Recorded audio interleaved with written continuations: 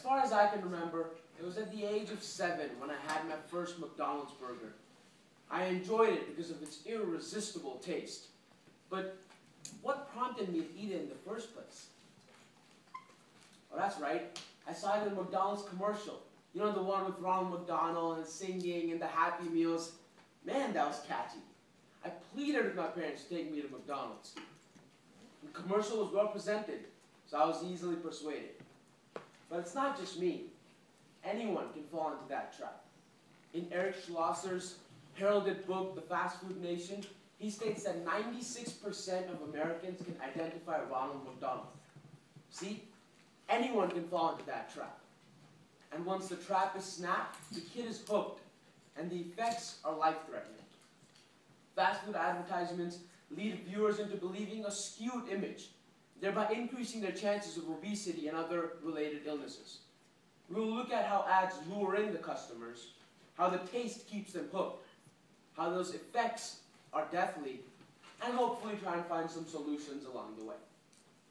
Fast food advertisements twist the facts to entice potential customers because they know their target audience, like low-income neighborhoods where fast food is the only cheap available source of food, or children.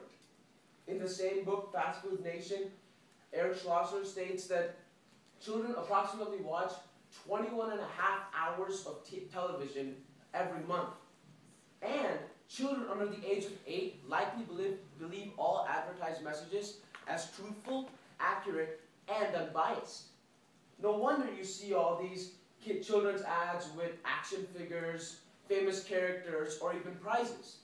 It's like taking candy from a baby. But teens and adults are no different. See, fast food companies know that everyone's looking for the healthy option, so that's what they trend towards.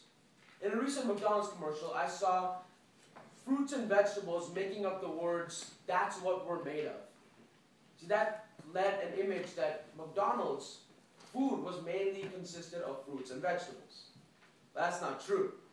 In an article called Undressing the McDonald's Salad, the Southwest Premium Chicken Salad has 420 calories, 15 grams of fat, 1,300 grams of sodium, and 14 grams of sugar.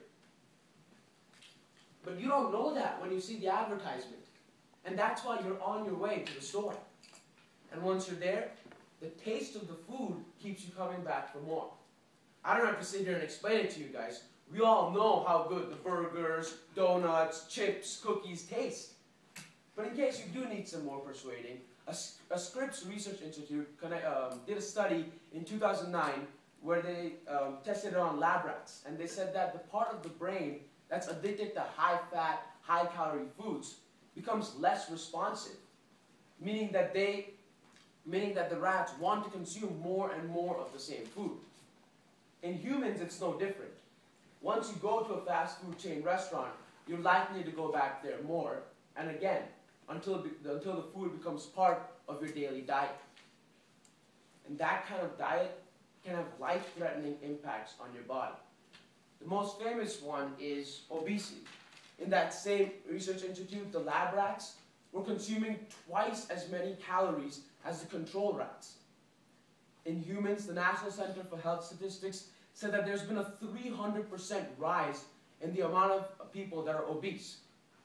The Center for Disease Control and Prevention said that 34% of adults are now obese. 18% of adolescents are now obese. 20% of kids ages 6 to 11 are obese. And 10% of children ages 2 to 5 are obese. But it's not just that. There's other illnesses as well. Ted Lempert, a columnist for the San Francisco Chronicle, said that these other illnesses include high blood pressure, asthma, or diabetes. And there's psychological impacts as well. In a 1991 study, 80% of severely obese people feel like they're discriminated against. People are making fun of them and usually enter some kind of state of depression.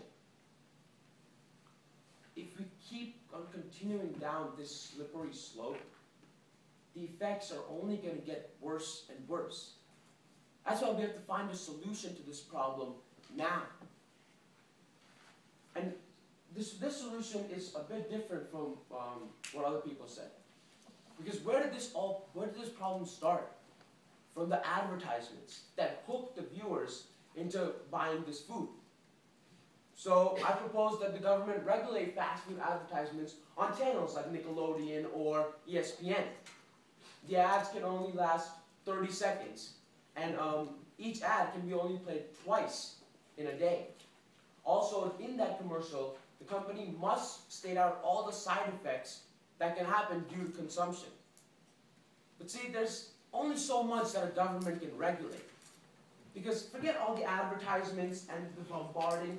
At the end of the day, it is our choice to walk into that restaurant. And we must choose not to. I know it's difficult, but think of the benefits down the road.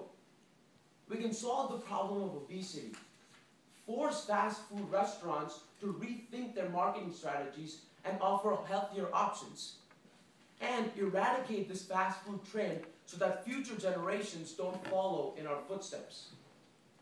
So next time you see a McDonald's commercial, turn the other way. Or instead of eating your next meal at Taco Bell, try a healthier option. Look into the future as you savor this moment.